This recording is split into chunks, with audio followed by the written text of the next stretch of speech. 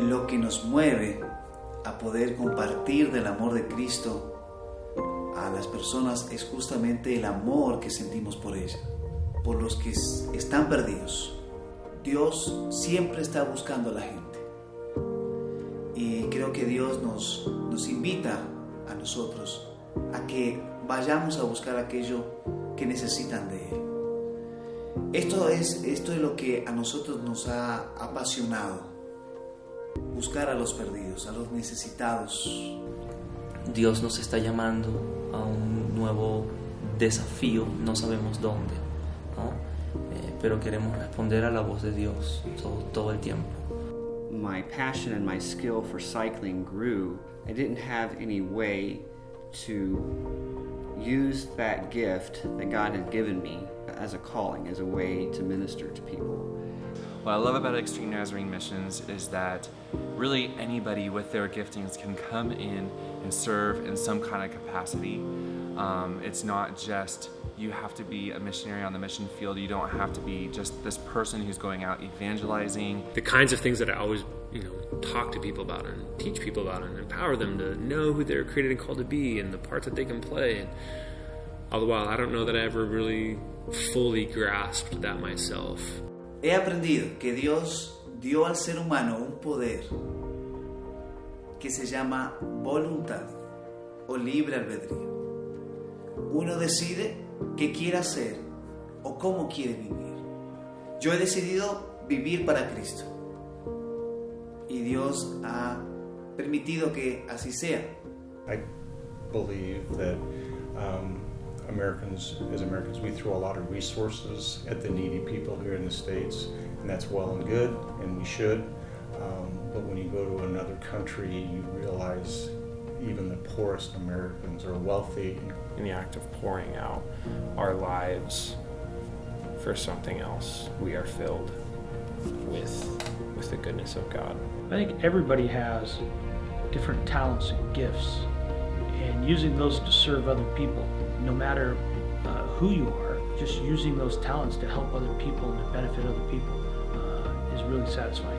Where, especially young adults, never had the opportunity to serve in missions, Extreme is coming in and saying, it's your turn. You can serve in missions. This is creating so many more opportunities in unique and creative ways to connect with people all across the world, all for God's kingdom. This is going to become something that is anything of significance. And with this, that happened.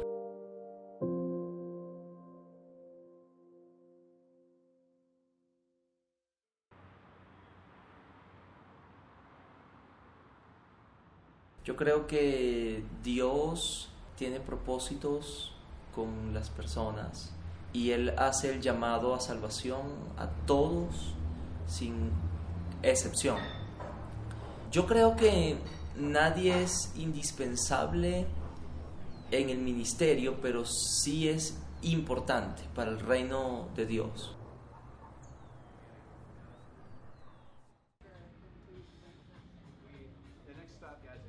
All the money we've thrown at all the social problems and nothing gets solved.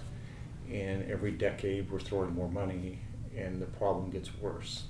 And the homeless problem and the drug problem and all seem to be getting worse, not better, but yeah, we're spending way more money in that. So that suggests to me that the only way that we break that cycle is one person reaching out to the next person and changing that life, and the hope being that that life will change the generation that follows.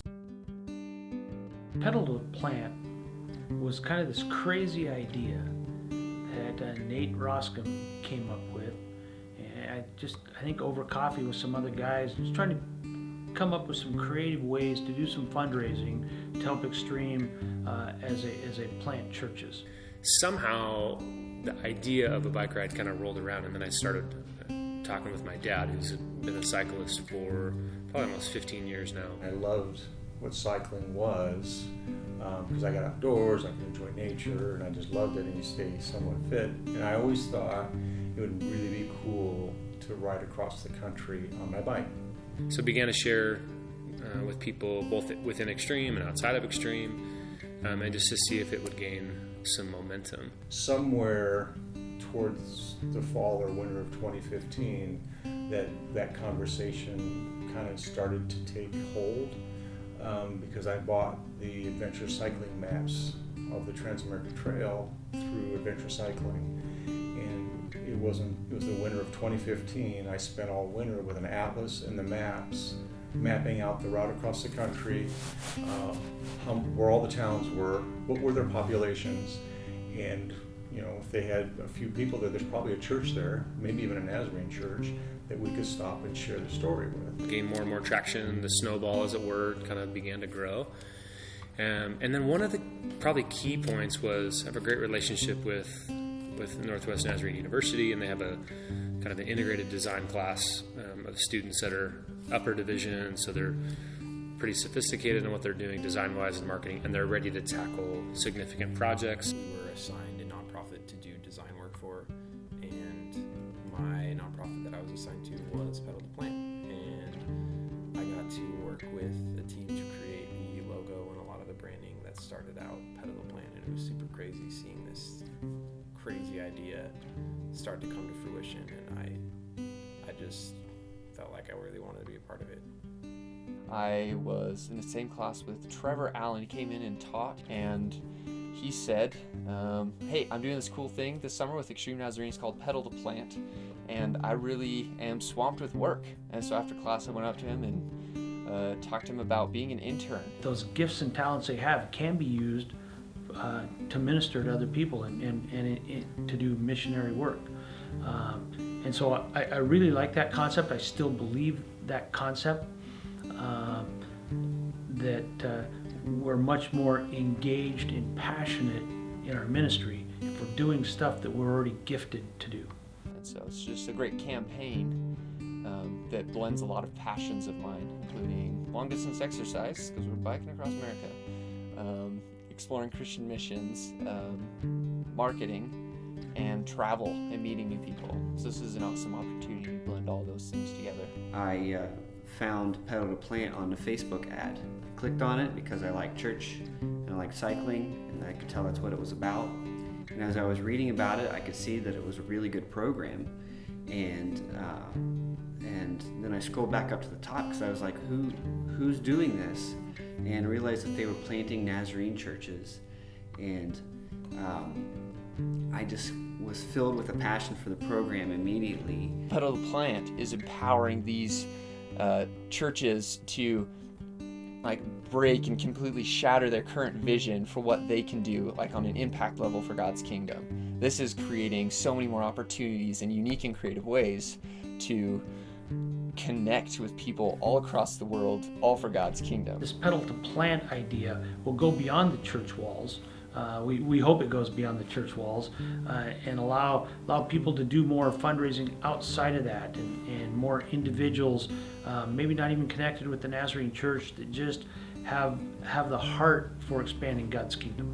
Pedal to Plant, as Nate Roscom, the guy who thought up this crazy idea, he said that he wanted to go to all these little churches, these places, little to medium sized, people who don't always have the opportunity to connect with larger global sized mission organizations.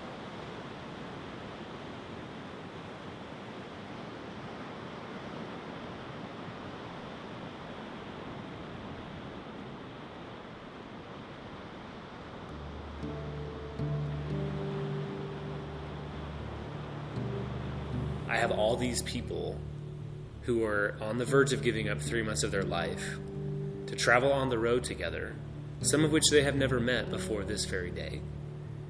And we have most of it figured out, but there's a whole lot of things that still have to unfold. We don't know where we'll be sleeping every night. We don't know what we'll be eating. We had no idea what to expect. I can remember, when we were driving to Vancouver, Washington to meet Nate's dad and to really kind of start the trek across the U.S., I remember thinking okay, this is actually happening. We are actually doing this. Nobody knows what we're doing. As a kid, like any other kid, I rode my bike around my neighborhood all the time.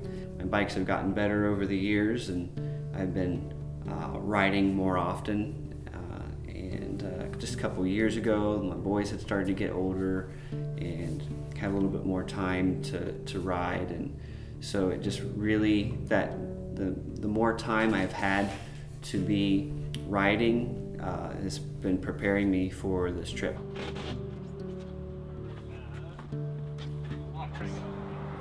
Getting ready for the first day.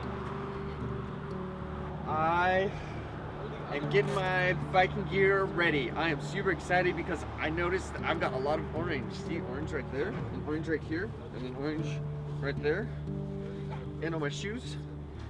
It's gonna be really cool. It's like we're professional or something. Because we've never done anything like this before, I think just I think just the fact that we had never done it before was kind of scary. And so I remember Nate saying around the office several times, like, I can't believe this is actually happening. And I think in the back of his mind, he was thinking, like, I won't be surprised if it doesn't actually happen. Kind of pulling the bike off my truck and looking at that, just like, oh my gosh, what is this really going to be? And I think there was I wasn't anxious or nervous at all up until like the last couple minutes. And then it's like, oh my gosh, it's here. You know, all this planning that all these people have done, and the energy that's been invested in trying to put this thing together, and it's here. And wow, it was just a little anxious.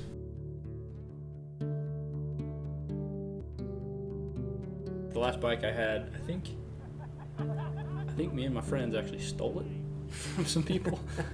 that was when I was like, yeah, I was pretty young. Shannon, you may have been there, I don't know. I rode that around a lot, around town and stuff when I was like 14. And I was like cycling stupid, and I thought that all the way up until about 2 weeks before I left on the trip. All my planning is finally coming to fruition. 4,259 miles, like how is that even humanly possible to ride that, like in that stretch of time and over those mountains, and what does that do to your body? Like how do you have to prepare, and all of those kind of things, and then we can laugh because literally we started with, you know, a handful of young adults who had barely set their rear on a bike seat, right? So they're starting with the young legs, and you know, I would always say, like, there are two people who can do a cross country ride, like people who train and are ready, and then young adult males whose legs are strong and their brains are not yet fully functioning, right? Those are the two types of people, because literally for the young guys it was like, I get on bike and ride.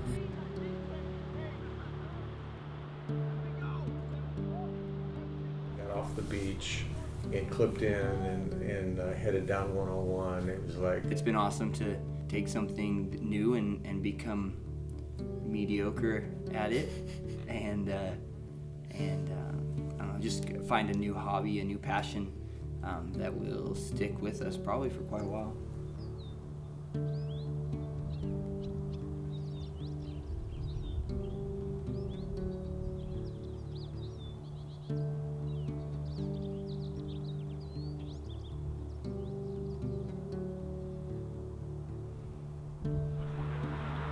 Shorter but steeper. Yeah.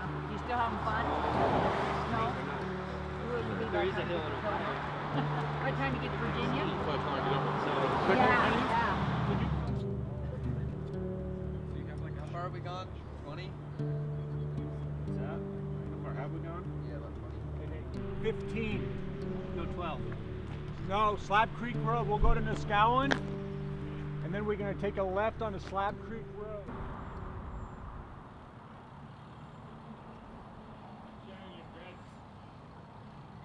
They can fall into my pocket and cover up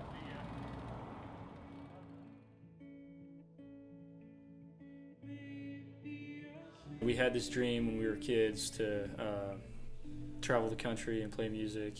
That dream kind of died out as we got older and kind of just went like different ways in college and stuff. But I saw Shannon at a Bible study back home. And after talking about it for a while and praying about it, we decided to try to put a band together. And so that's how this group was kind of born.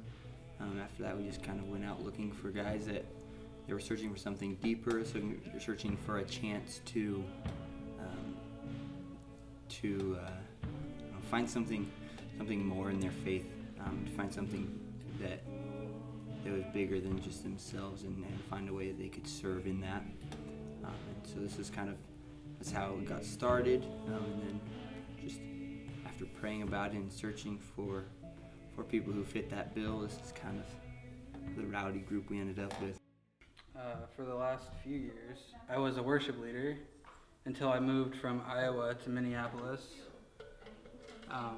Once people found out that I knew how to play drums, that's all they ever wanted me to do, because I guess drummers are harder to find.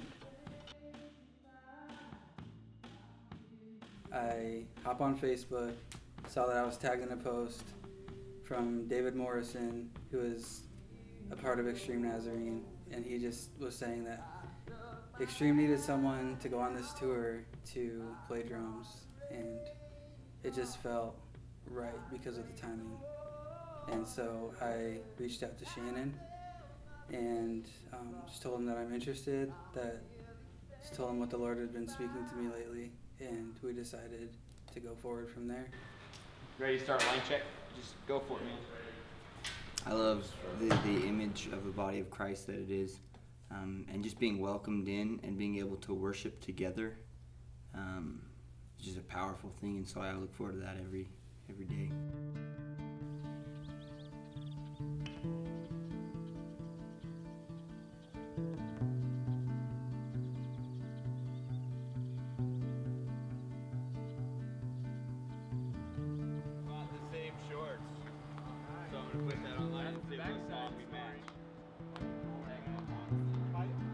I think a very unique and beautiful piece of the whole thing was the generational gap and the spread. In true, like for me, the intergenerational nature of things, specifically in the church, is very important to me, because that's the church. It's been really cool to be with Ben and with Ruthie and people like Gene and Ed and Cheryl and Mike, but also with the band, just people from lots of different age ranges and life experiences and life paths. I just really liked being able to hear their different perspectives.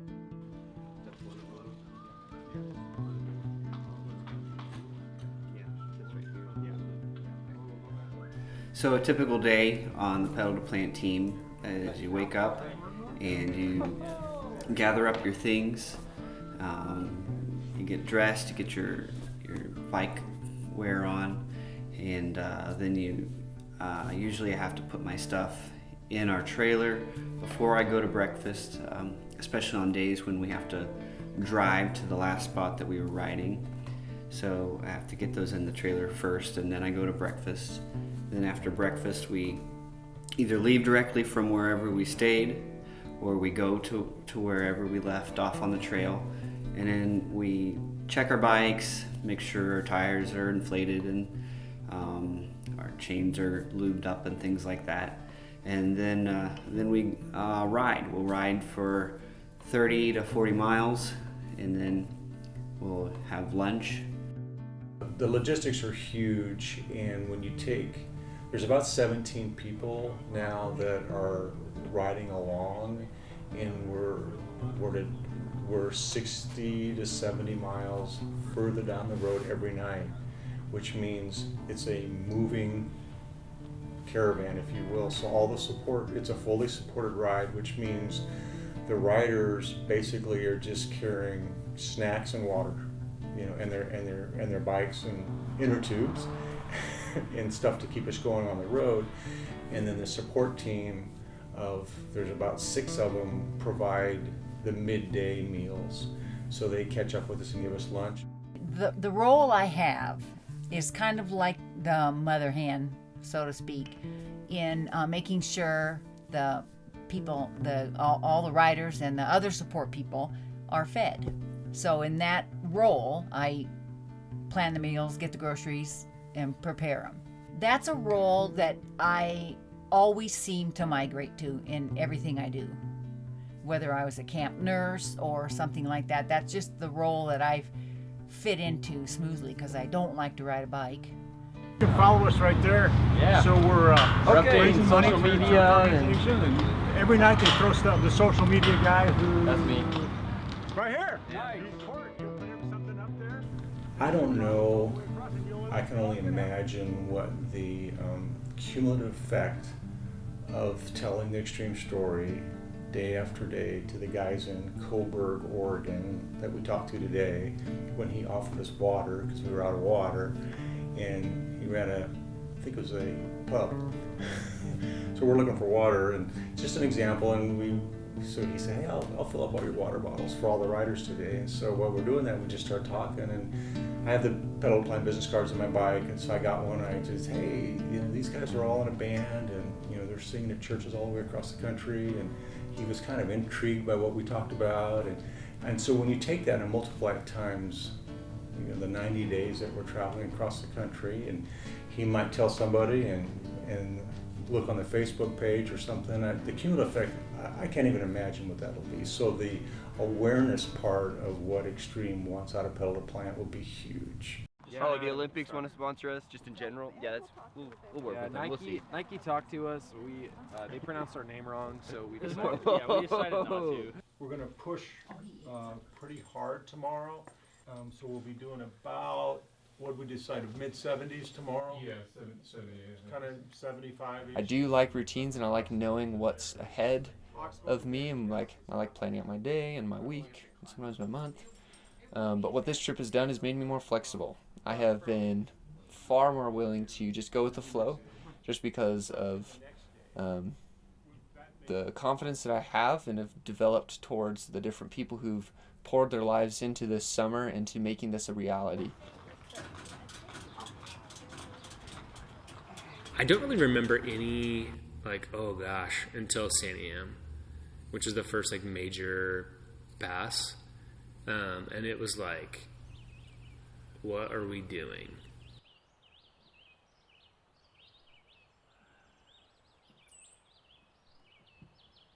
I think what really made it the hardest was the fact that it was our first climb, and we'd never done one before. So we didn't know what to expect. We didn't know the emotions that we were going to have while we were on the climb. So I think that's what made Santiam hard, not because of the climb itself, but because it was our first climb. It wasn't even a late day. It was just early on, so we hadn't had the training, I guess, and we had no idea what we were doing, and so I think I definitely let it get into my head, and that made it worse. That was one of the most challenging and miserable days and nights for the whole trip. I threw my chain twice. Oh my. So yeah. That's what this is all about. Yeah. So I'm staying out of high range. Yeah. Or low range, whichever one it is. Yeah. The one where you want to go fast. Yeah. I'm just staying out of it. Yeah. Something's not right. Yeah. Santiam was hard. For me, I just didn't know how to shift or when to shift or when the right times were to shift. And so that made it real hard. I was completely mental, just literally telling myself to keep going.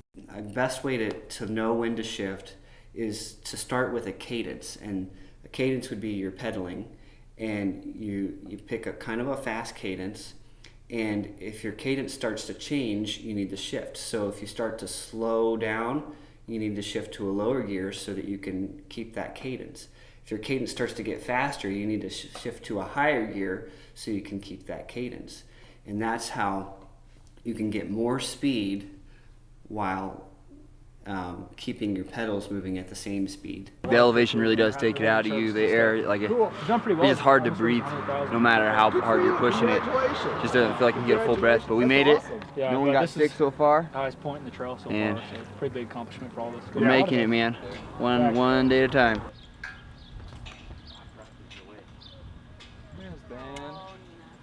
Yeah, Ben! Woo! Change shirts?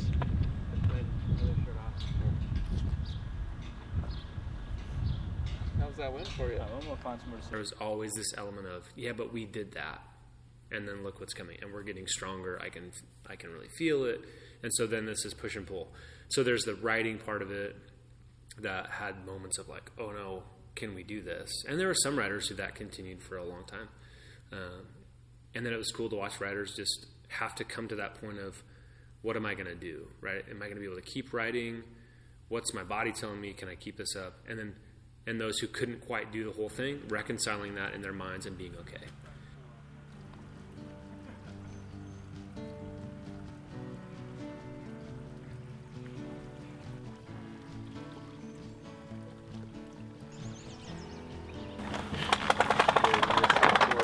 I don't like tall people, but sometimes I'm used to it.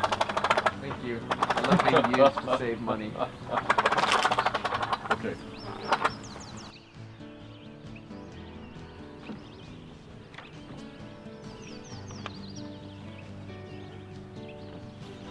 Living simply and being, I don't know, finding the joy in the relationships around you, because really, I mean, at night, if we're camping, we might have games and stuff, but really the only thing that we have to do is spend time with people. And so that's been cool, just to kind of, I don't know, live simply so that it creates a stronger bond between all of us.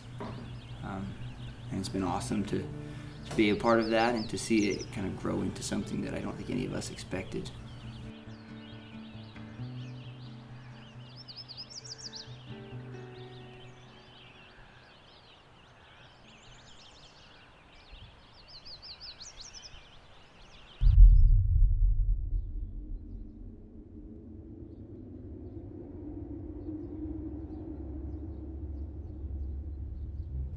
No soy el mismo pastor que llegó a este lugar. La verdad que para mí es un privilegio haber crecido tanto, ser parte de esta ciudad. Y nosotros pudimos lograr algo histórico para la iglesia del Nazareno en este país.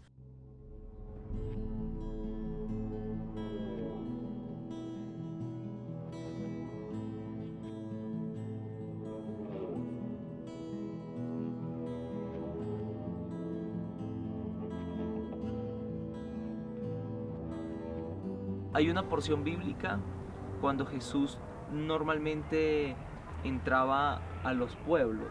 Él miraba a la multitud y inmediatamente hacía cualquier tipo de milagros, ¿no? Daba sanidad a los enfermos, daba vista a los ciegos, levantaba a los paralíticos. I think God wants to do so much,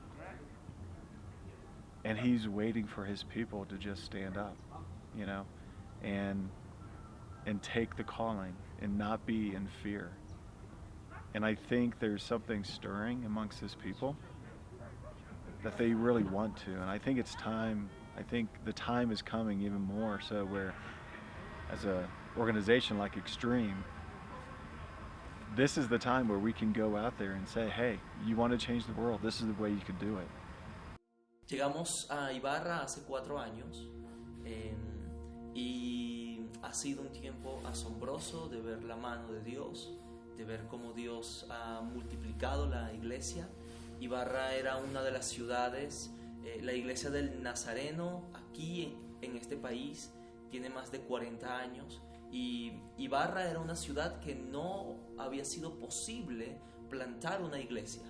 Todos los misioneros que enviaban para plantar una iglesia en Ibarra eran misioneros que no tenían éxito. I'm not gonna lie, I struggle with the idea of planting churches and planting more of them, because sometimes it can feel like we're just planting more institutions when church really is community. We're not afraid to say that there's a different way and to look at things maybe a little bit differently through a little bit different lens. A lot of church plants make it so that the body of Christ can grow. And like there are a lot of places in the world where the church is experiencing growing pains and they need new places for people to come together as a body of Christ.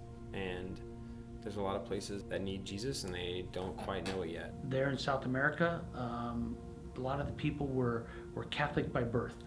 and that's all they knew, and they were hungry for more than that. So they a lot of them had never really actually read the gospel themselves, and so to be able to read the Bible and to somebody to disciple them as a follower of Christ was kind of a new concept, and they were just hungry for that. So a lot of what Extreme is doing is capitalizing on that hungry heart, if you will, that ripe harvest field that's ready to harvest. Extreme Nazarene Missions has several different purposes. The purpose that's written down on paper is to deploy people into extreme kingdom expansion using their skills, gifts, resources, talents, and giving people an opportunity to serve in missions. Empezamos a hacer todo un sistema de evangelismo. Nuestro propósito era tener el primer contacto con las personas y luego de eso encargarnos de hacer muchas visitas. Visitamos a muchas personas y en esas visitas intentábamos hacer un tipo de discipulado en donde queríamos consolidarles. Hay mucha familiaridad dentro de la iglesia y realmente nos consideramos que somos una familia. The camaraderie, the fellowship, friendship, and relationship, familyship, there's really a community there. They were very relational. Missions is so much more than just how I traditionally understood it, which was a person goes from America to a developing third world nation and they bring the gospel, and there's these white saviors and people who are going out and just helping and bringing along these people who have no other way of supporting themselves. That's something that it's so wrong, and it's frankly really arrogant to believe that.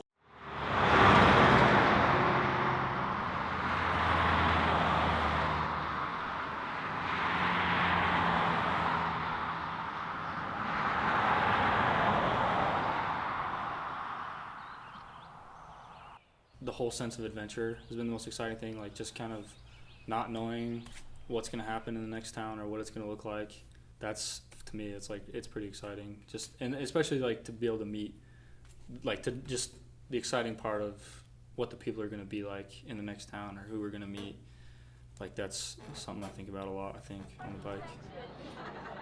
You want to check the back room while we're doing, unless there's a big line here. So I'm gonna have my gear shifters checked out because right now, if you can take a gander, they're rather loose. Continued repeated wear on them will not prove to be long-lasting. It just won't work. I did not notice that when I looked at that. Hopefully get my chain cleaned, my brakes adjusted. Yeah, and then pretty much we're practicing the rest of the day. So hopefully we get a nap somewhere in there, maybe some ice cream.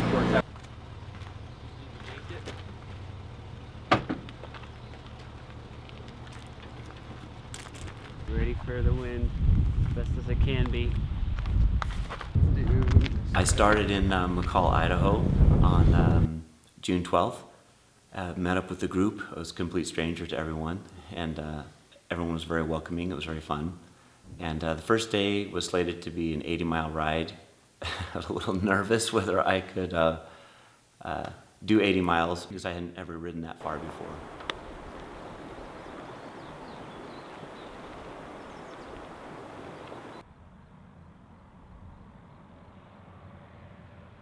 I don't like switchbacks at all, dude. It's better than the other one, but I don't know, dude. It kind of sucks after doing it after like 50 miles, and now we have another 12 uphill. So okay. Try not to think about it, but you know.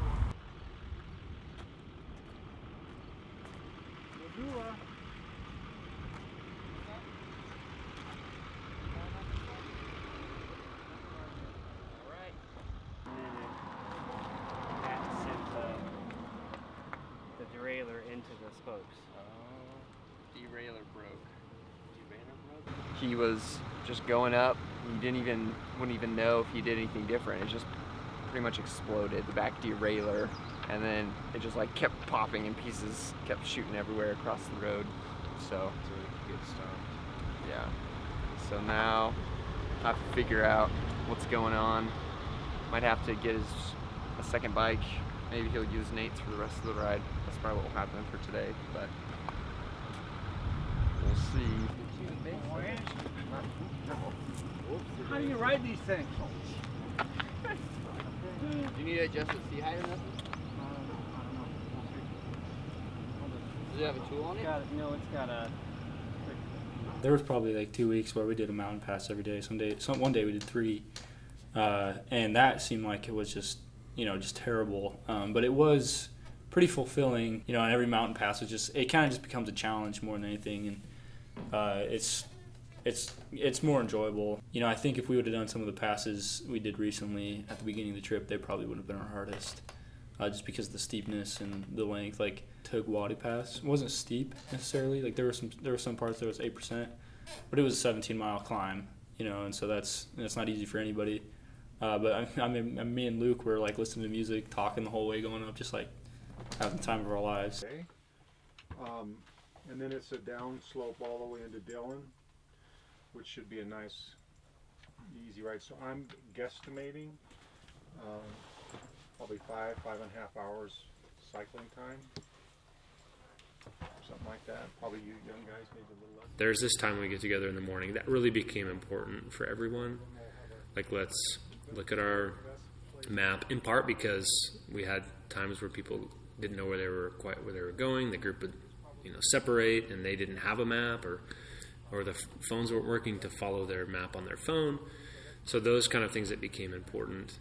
And then I think the rhythm that I think became sustaining was those times of checking in and coming together. Kind of got used to True. used to just sharing space, but it's been a different experience, and it's definitely helped me grow spiritually, just to live with Christian dudes I've spent 24/7 with them, really.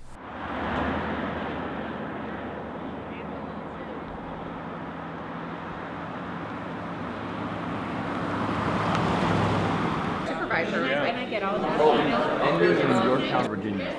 So the East Coast, yeah. Yeah, sorry. First to Kansas, last kind of Midwest, but yeah. So we wanted to bring a message that was, rather than just us saying what we believe, this was our honest and heartfelt attempt to spread the gospel, to spread the love that God speaks about so clearly, and so it was simply to come together and to be a blessing to the churches and to ourselves as we're on the road, to just connect, and so for them, hopefully it's a time of just worshiping with a group of people that are part of their body, their family of God. And for us, it really is a time of refreshing and rejuvenating, re-energizing, with just spending time with believers all across the country.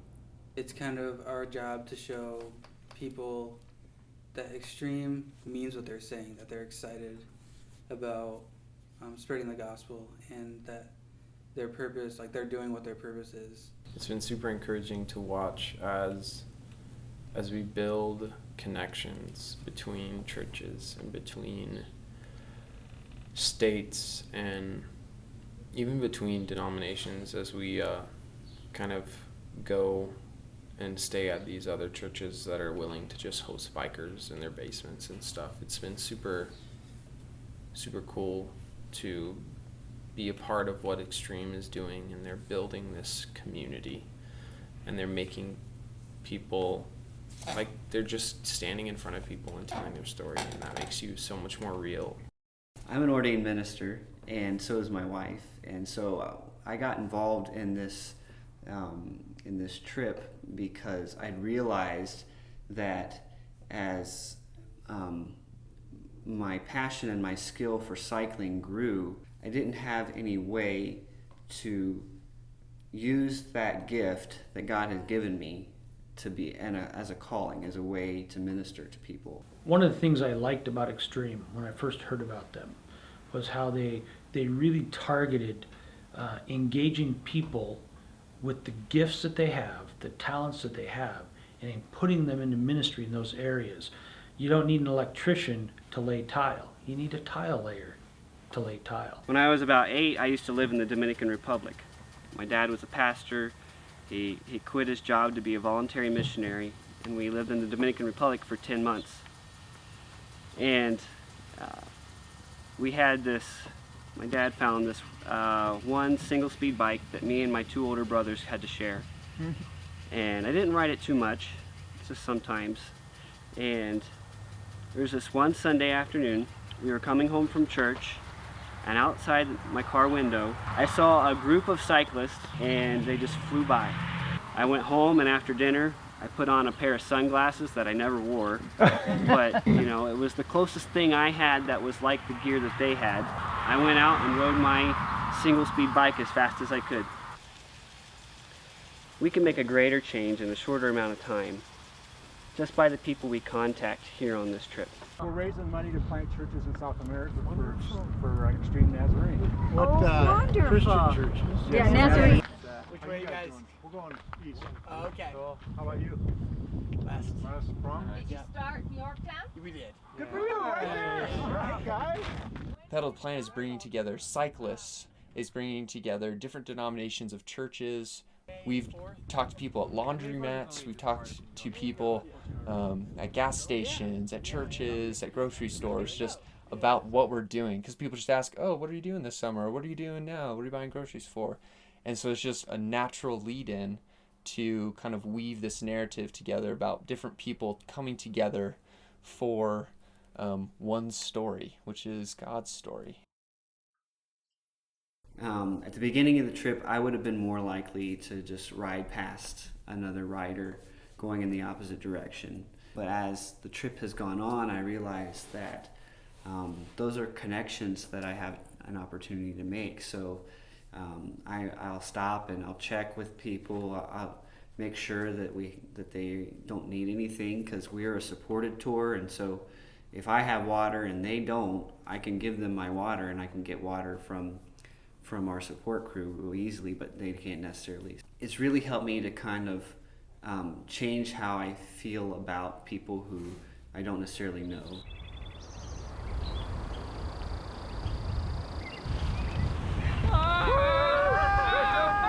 Okay, good.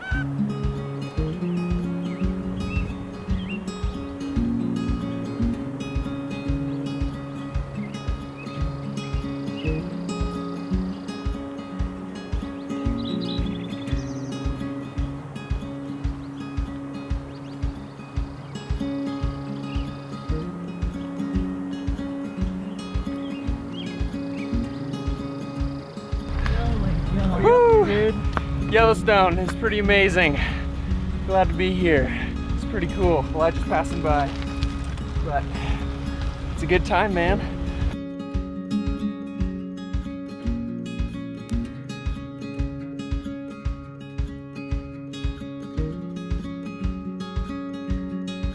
My wife came up to me one day, and after the first or second day, and she goes, you know, you're living the dream. Not very many people get to do this. And I've been riding out there and just almost pinch myself. It's like, I cannot believe that I'm out here, I mean, doing this, you know. I really want to succeed, and I believe I will, but just the ability to ride through this God's creation and see it on a bike at 15 miles an hour, it blows my mind. It really is. It's amazing. To think that I get to do it. I just feel really, really blessed. One of my favorite things about riding a road bike is that it feels like you're flying. When you're on those little tiny tires that are smooth and they're large, you get on it and you just go so fast. And what's really different about road biking compared to just riding your bike around the neighborhood is, well, for one thing, you're going a whole lot farther. It's been weird, just waking up and doing it every day. It's way more of a mental thing than I thought it was going to be. I've actually really enjoyed learning how to bike. I wouldn't even say that I'm average yet. I'm still pretty subpar. But my favorite part is probably just like every other little boy, I like to go fast.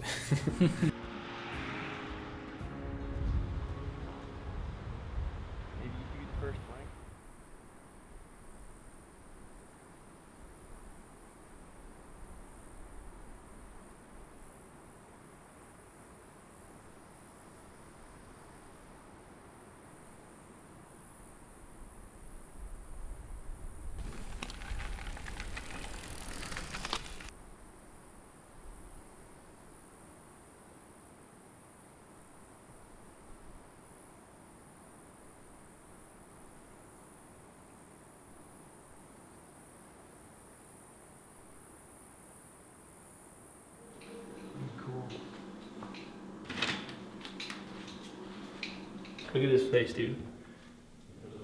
That's cool. We stayed at this small church, I believe it's the Jeffrey City Community Church, and downstairs in the basement we got to see Trans-America Trail history. Dude, riding across America from National Geographic. I think And collecting stories. He wins. He freaking wins.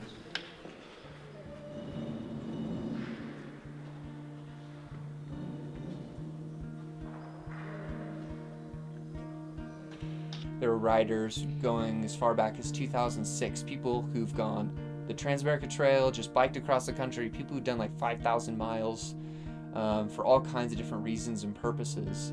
And we got to leave our mark, Pedal to Plant, and Extreme Nazarene's mark on the wall along this like hall of fame of people who just come through on their bikes to see the world, see the country, see different stories unraveling before their eyes. So Trans-America Trail Riders in Jeffrey City, that was amazing to be part of that history and to write our story into them, into that part of the country. Say that, Elijah, right? You want to get 100? I gotta take a hike. Now the question is, do you guys want to live down here in the morning? What do we do today? You do. We rode 100 miles on our bikes. I think it's important. Some people call it a century, so that's kind of fun. Pretty crazy. It's kind of like the cycling thing. It's a milestone for every cyclist that you go like 100 miles. It's just a big achievement that's like really cool to do for any cyclist, no matter how you did it or how long it took you. Just 100 miles is this great mark.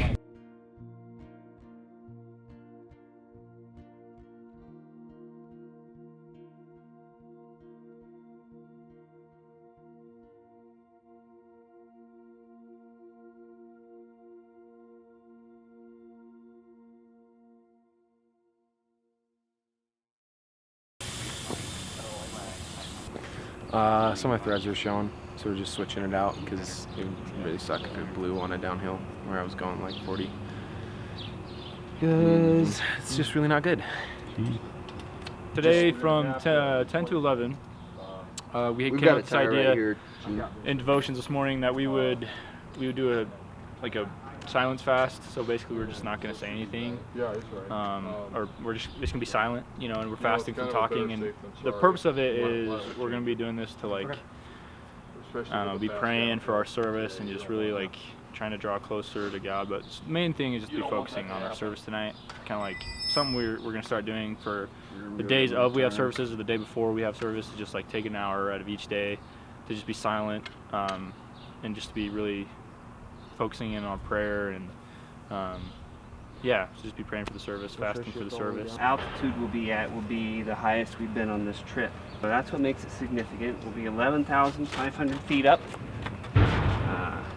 and it'll probably be cold, thin air. The hardest thing about the mountain passes is just pacing yourself and not pushing it too hard at the beginning for me, because you go and you want to do it and just take off, but you got to pace yourself because you've got another 20 miles ahead of you.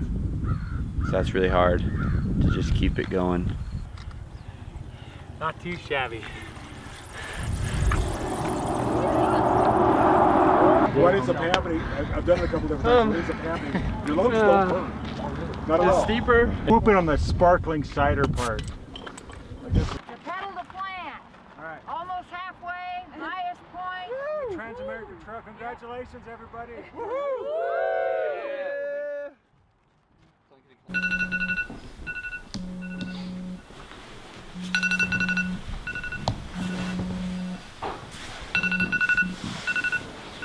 Getting kind of tired. It's Saturday, so just gotta push through and take a day of rest tomorrow. We've been waking up early, about an hour earlier than we normally have. So breakfast has been at 6 o'clock. We've been trying to leave around 7:30, getting on the road with our bikes. But the main reason is, one, the heat. So here in Kansas, it heats up pretty quick. It gets to like 100 degrees by noon. Sometimes over 100 degrees at noon. So we try to get done around that time. And another thing is, we've been having to shuttle a lot, so we've been wherever we stop the day before, we have to drive to wherever we're sleeping at. In the mornings, we have to drive back, and so we've been waking up earlier to get ahead of that as well. The most challenging days usually have been not because of the terrain that we've been on, but because of the weather that we are facing that terrain in.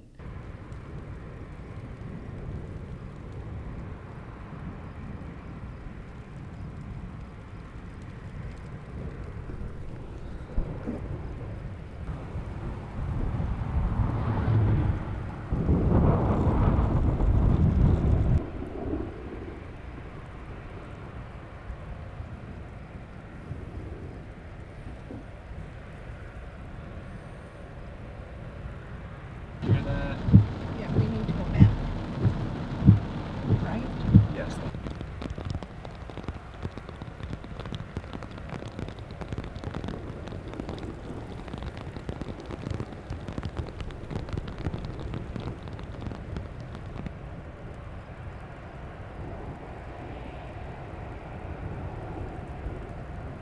It's just a little bit windy, and the guys are riding this way, so it would be a crosswind for them, which is dangerous.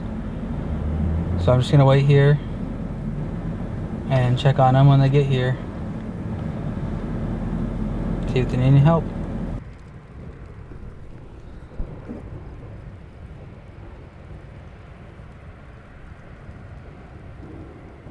The weather's been getting harder. I think it's just because we're getting used to different types of weather. Like today and yesterday, it's just been really hot. We've had a headwind, and it's not like other headwinds where it's like a cooler temperature. It's like the wind almost seems hotter, and it's like we're short of breath. Yeah, and so headwinds are really the only thing that I think affects the group, especially like the morale of the group gets affected with headwinds, just because people get irritable, and it's just it makes it more fatiguing, I think, especially mentally. You can't hear as much, and on like the littlest wind on a bike, when it's like just a little bit breezy, when you're just standing around, it doesn't seem like it's hardly windy at all. But when you're on a bike going straight into it, it makes the wind a whole lot worse and makes it a lot harder to ride. The weather was crazy. We had hail and pelting rains and winds all downhill, so it was really slick, and we were driving behind cars and stuff, and we were dodging them downhill without hardly any shoulder on the road. And so we also had to whip out our rain jackets for some of the worst weather that we've had to spread them out. I did not have a rain jacket, but that was okay. How do you say creek, Shannon? I jumped in the creek. It's been a lot of hard stuff and a lot of really good stuff. I'm still excited to be here. That's what matters. In my head, in my mind. I think Kansas really helped us to bond a lot more, because we were able to spend some times off the bikes together, and it wasn't just get ready, get on your bikes, ride, eat, get on your bikes, ride. Gave us some time to just be ourselves and bond. And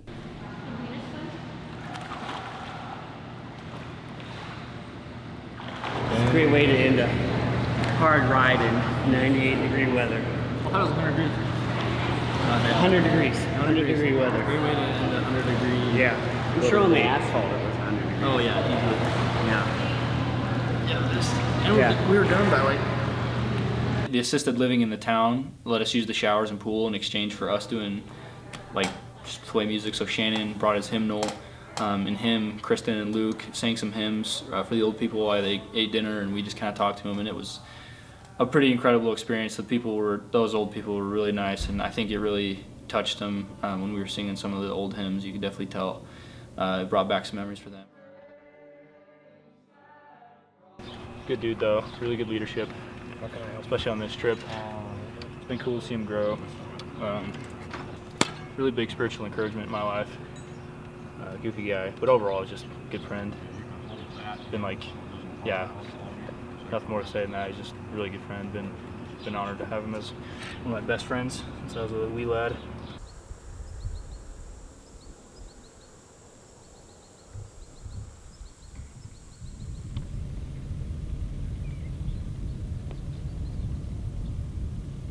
Oh, right. I remember that. Huh? And that'll take us to near Medora. I think there's a lady who's actually thinking about hosting us, so that's cool. She says that there's bathrooms, food, air conditioning. That's one thing we've really been looking forward to. We get to stay with local people and that we've maybe been in their church, and we get to share the story on a local level, and that's been super fun to stay in somebody's home and they treat you like royalty. And they tell you how great you are, which you really aren't, but they think you are because you've done this incredible bike ride, and it's really pretty neat. And they're so gracious. People are just so gracious. Hello. Hi, how are you? Good tired. Okay, nice to meet Nice you. to meet you. Thank you so much. Yeah. It's such an awesome treat. It is. It worked out perfectly for us. Nice to meet you. Yeah. I'm Ben. Ben, nice to meet you. Randy, he's our guy. My Mike. Mike. I nice really have to know, why are we in your front yard enjoying your shade? Somebody is from Vancouver. Me. Okay. Okay. So Bill and Henry. Yes. Straub are my parents' good friends. No. So they said, "Hey, we're coming out. You know, we have a group coming through." And I said, "Well, I live right on that." They're from Iowa. Okay. The Straubs are from Iowa. Okay, I didn't know that. He's a retired dentist. Okay. Yes. From Iowa. Yes. And we talk to him, we sit by him all the time. Okay. You've well, got they to are be my kidding. parents' good friends. See, Court, I know people too. Yeah. Oh man, look at this. Thank you. Oh. Sunscreen or whatever. I'm Tampa. I'm Randy. Randy, nice to meet you. I think I'll go blue today. I just feel kind of blue. The excitement that you see when people start hearing the story of what's going on is really, really genuine. And I think it brings a blessing to the local church. And we've met some incredible people that have great stories of their own. As we have stripped back our schedules to the goal of the day is to get somewhere, is to bike there, and then people become secondary goals, and they become a means in and of themselves if we meet them, and I think treating people like people is the best way to really meet good people. If you are willing to step out there and treat someone like a person first, it'll come back. But if you keep your eyes on the sidewalk and walk past someone, they're going to do the same thing. But if you look up at them and you wave and you smile, they'll do the same back. And it's been really refreshing as we've biked across America to look at people and to see them and to just talk to them and hear their stories has been super, super cool.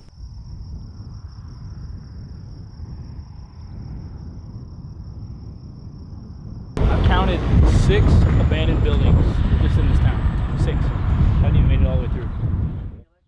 We rode through a lot of towns that were basically ghost towns, and they used to be thriving, but whatever it was that kept the people there before had gone. Whether it was all the trees had been cut down for lumber, and there was no more reason to stay there, or all the coal mines have been shut down, so there's no people to stay there, or things like that. There's towns in Kansas where the only people there are basically the wheat farmers, and seems lonely. Often what's going on in the church, global, includes us in these little faraway places, and we're trying to tag in. But often when it's so urbanized, you know, I just had a cattle drive right in front of my church this morning. You know, that's normal. You're going to get over Christine. But, you know, so I had to make sure, keep your cattle away from the church. I got a funeral here in an hour. Okay, so the guys on the horses were, you know, doing a good job at that. But that's normal. What some of the individuals really wrestled with, and I think in very good ways, is the, I guess, disparity. You know, so you're riding through some cities that you could honestly, if you didn't know where you were, think that you were on a mission trip in a third world country, right? But yet you're in kind of your backyard of the U.S. And knowing that we're riding, and I think this is really good for people because we're riding to plant churches. You know, and extreme church plants are in, you know, larger cities, but the ministry that those churches affect is, and the vision of those is to be these like mother churches in these, you know, larger cities, but that then reach kind of these rural areas. So that makes sense, right? Like we're supporting this mission work that's going to reach people that are living in conditions that are so different, vastly different than what we experience. And yet here we are in the U.S. riding through for something else, and I think it creates this juxtaposition of, you know, we're going to be worshiping with some of these individuals who are our friends, and then this, you know, you add to that the layer of, you know, Gene's message throughout, right? Like, you know, talking about there is no us or them, it's just us. What you thought could be kind of held at an objective distance, right? The, you know, this is going to go help people somewhere else. Now it's like, yeah, we're doing this to support work around the world, but I get to be engaged in this work now. Fifth grade, we started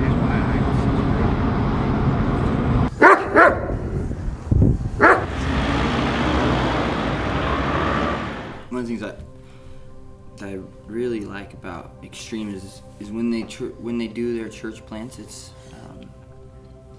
it's more than just creating a new congregation. And I think the way that they do it, by just impacting the community that's around them and just bettering the community, is powerful, because when we talk to people who are not Christians, they may not understand what that means, what church planting means, but when they see the impact that it can have on a community, I think they get it and they understand. They may not understand what drives us, but they understand that this is a good thing and that it's powerful, and it's changing the lives of the people in the community. The places where those church plants aren't working is when community hasn't been developed.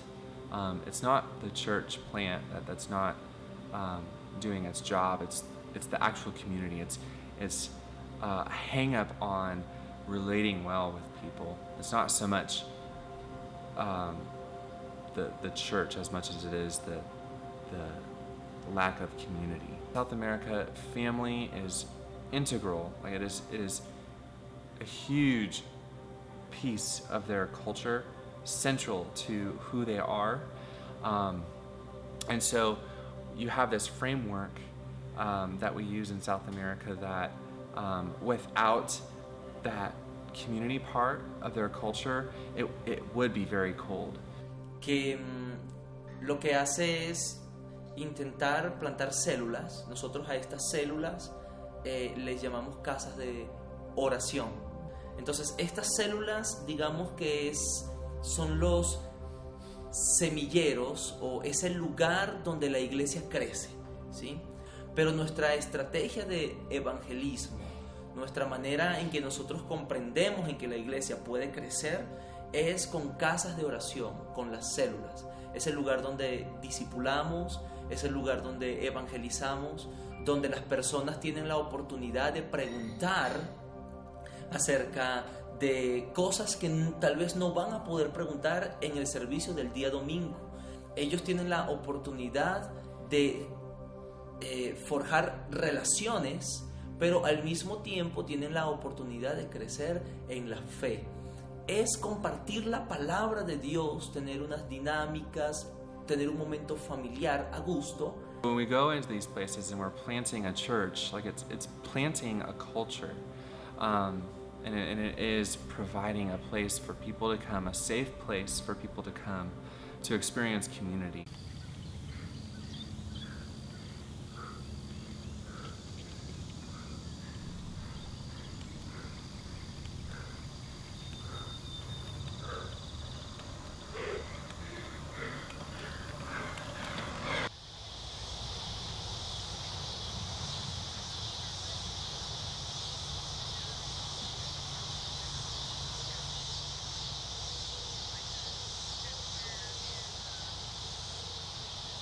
it was hard for me yesterday.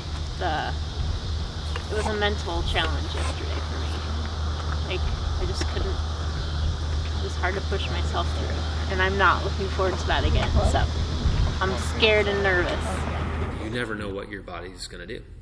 You know, you never know when you're going to get up and things just aren't working, you know, or you're sore and you don't know if it's going to go away and you have to ride. Like, you know, biker's knee for some people was a pretty significant deal, and for some of them it only hurt when you stopped, right? So like it just Dory, like just keep pedaling. I can't even get my leg over the bike right now. Go away, baby. Well, that's not the. What you gotta do is just make sure you can do this. Getting it over your. Oh man, feel like you know. Yep. Yep. We gotta get it over there. We're not getting the It's hot, man. It's really humid today. Sweating a lot. Yeah, it's pretty hot. I swore, I'm sorry, dear Lord. That stock truck, he did not give me that. Horrible. They're horrible. That was the closest one I've had. What was it? Stock truck, cattle truck came through here empty. Man, I was on the white line and he did not move over a bit. Did he get you too? The Ozarks are beautiful, so I'll say that as the good part of it. But today is really hot, really humid, super. I'm covered in sweat, and so is everyone else. These hills have been a pretty gnarly challenge. Gene had to stop today. It's too bad, but everyone's kind of going through a lot. It's a pretty big challenge for everyone today. So.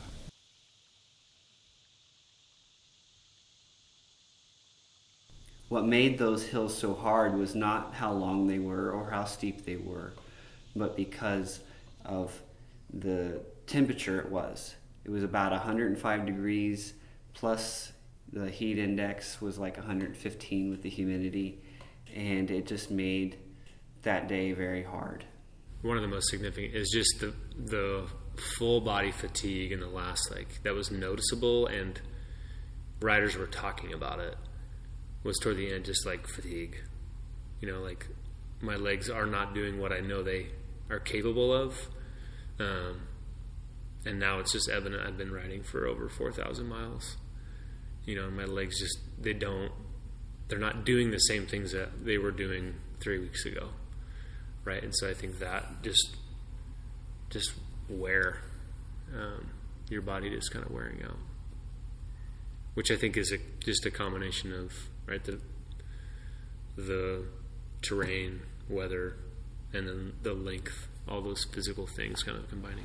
I hit this nice cool pocket of air, and I was like, oh, that feels good. And then I got smacked with a pocket of hot air, and I was like, oh no! Today was like probably, I mean, for me, it was the hardest day, just between the heat and climbing.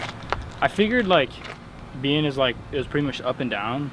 Half the day was climbing and half of it was up down, so with a 70-mile day, it was probably like 35 miles of climbing. And a lot of it was like 8 to 9% grade, so we probably did like a total of like 15, 20 miles of 8% or 9%. Broken up, obviously, but yeah, I'm ready for some water, man. It sucked. I haven't had biking that sucked that much. That was a rough day, man. Heat index. The heat index of at least 105 was the hardest thing. The hills were difficult, but the heat index was low. So that chased me off the road after lunch. That was very dumb. Like, it really was like, we want to be together, even if it's just for a few minutes. Because even the guys who get there way before everybody else, they were always waiting, right? And I think it was, I'm sure they enjoyed being off the bike, but there was a sense of like, I want to make sure everybody gets here, right? And let's stay together as much as we can, as hard as that is, because everybody rides at a different pace and depending on the terrain. So I think what really kind of was the thread that kept things through, that became somewhat of a daily rhythm was how we're doing this together.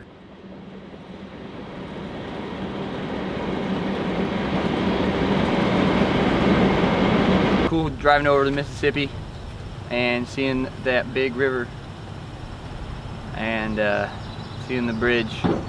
And I'm happy to be out of Missouri into a new state and continuing the journey. Only 2 states left now to go, and 3 states, and it's gonna be good.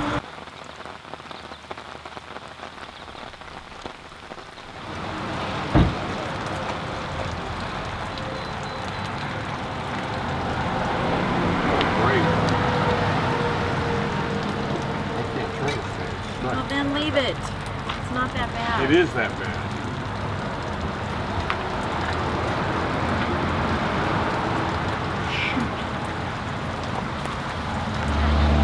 Got a pair of pliers handy?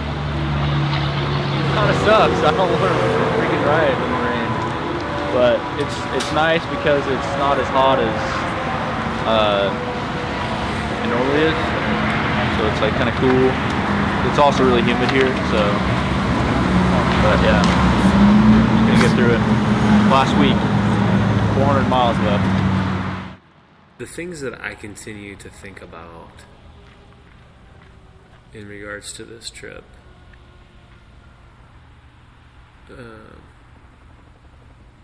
are the ways that, anybody that I talk to, the ways that this continues to live on, like how transformative it was for people. And I think it was just a powerful reminder to me of who I am, why I'm here, the part I play, and it just kind of deepened my hunger to be a part of creating things that people could live into based on their gifts and graces. Some of the roads we've been on in the Appalachians have been lots of potholes, really steep, hard turns. It makes it so you have to really be holding the brakes, otherwise you could just go flying off the edge of the mountain.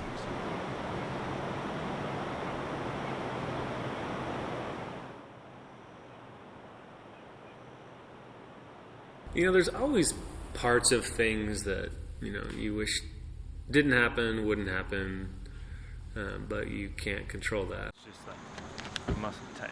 Yeah, you can use that to wipe off. Just me. Yeah, I don't know if I hit. You hit on something pretty good there where it's swollen. All of a sudden see a pothole as we're coming down a hill onto this concrete bridge, and then we're gonna then go back up a hill, and so preparing and coaching and again, my own fault of inattentiveness. Look down, pothole, try to avoid, and then just turn, literally the wheel sets down in the pothole, and then I'm just on the ground. So you count yourself lucky you didn't fall off the bridge. I thought one of you guys got hit by a car. Poor Mike who comes and runs me over and crashes. And then trying to get up and then just being in pretty significant pain, but okay, nothing's really sharp. I don't see bones sticking out. Let's get off the bridge. You guys want to go to the doctor? Not yet. I think for most people, the next 2 steps are okay, I'm still alive, and then it's just instant, I can't believe I did that. Well, we got at least 6 miles in today. Topped half a century, 4 days.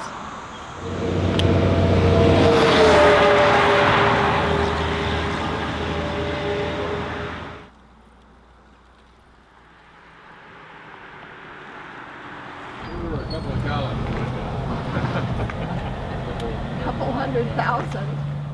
Watching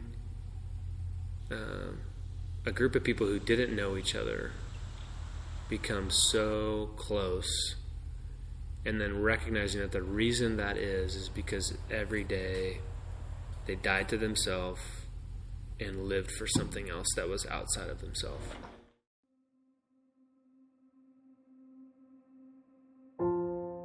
The last day, man, everybody's ready to finish and be done. And I think I also appreciate that everybody could say that. Everyone could say, I'm done. And nobody interpret that as, oh, you didn't have fun. Like, everybody knows, like, this was an experience of a lifetime. But it's okay to be done. The feeling of, like, accomplishment and, like, oh, we made it. When we get to the beach and we go and run and dip the front tires in the ocean and then jump in, was just overwhelming, you know. And every sort of range of emotion, and then just like accomplishment. Like, we did this. We set out to do this together, to ride coast to coast. We've been talking about this for the better part of 2.5 years, and here it is, you know. And we set out to do this on purpose because we believe in the mission of this organization that's a part of what God is doing around the world.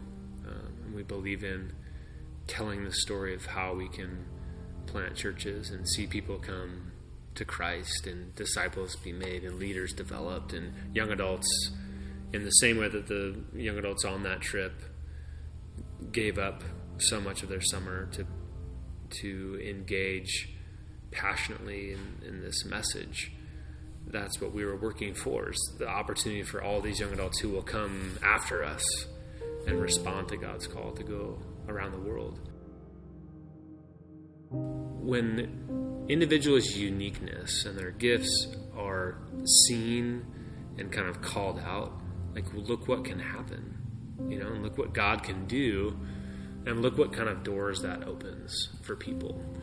And I think just is a powerful reminder for me of why I do what I do and why God's created me the way that He has. And then to just, want to create that opportunity for people for the rest of my life. The passion of using a skill that God's given me and using it to expand the kingdom of God has been a blessing. When we put ourselves out there in these kinds of situations and you go forward, that's when you see His provision and His miracle. Unless the hardship happens, unless you're, stuck in a hospital praying for a miracle, unless you're out on the road pedaling, thousands of miles to plant and putting yourself in different situations, then God can really show you His grace and His mercy and His provision and His abundance. If you're sitting at home and we're not going and we're not out there moving forward for His kingdom, then you're going to miss out on seeing God's glory and His provision and His miracles. I think it's very important we do not just stick to our church bubbles. I know we're going, and our whole purpose is to cycle into these different churches and to build the body of Christ, but the body of Christ isn't just in between the four walls of a church. It's so fulfilling, right? And to see people kind of grow into who God's created and called them to be. And there's nothing that's more rewarding. At the end of the day, we change people one at a time, whether it's here, or whether it's in Ecuador, Colombia, Peru, Argentina. So it's that one-on-one contact that ultimately makes the difference. I think Extreme will always be looking for new ways to engage people into ministry, into helping build the kingdom. So I think Extreme will continue to try. One of the fun things about Extreme is that they're not afraid to try, even if it fails. That you don't always have to hit a home run or be a great success, but they're always trying new things and reaching out in new ways. So that's fun, scary, exciting. We got to sit side by side with people who might not be like us, might not believe what we believe. And that's, I think, where the genuine building of the body of Christ can really start to expand and grow. And I think people recognizing that we can do something together when it looks really different, because there's miles between us, but we're doing this together. It's cool to be a part of something that I know is going to have such a huge impact on people. I know the power of small communities of Christians and how that can change lives. What I'm most stoked about to be part of is just to be raising money and support as we're going across America, so that can happen in places that need it a lot. And I think it's really humbling to be a part of something like that. And so it was only because of an idea person gathering around, retired nuclear engineers, NMU students and musicians who have a heart and want to travel, cyclists, people who are really good at logistics, people who can plan, people who can prepare and feed large groups of people. All of these things along the way that had to come together. So I think that's what it became, was this, and I said it a lot on the trip and when I would share with people, really became a vision of the body of Christ, right? Like everybody coming together to accomplish something and everyone having a specific role and part that they played that was necessary, and that without any of those, it wouldn't have been what it was. How things live on, and they don't live on because of any one person. They live on because of the way in which the collective can come together around something that's bigger than themselves and watch it grow into something crazy.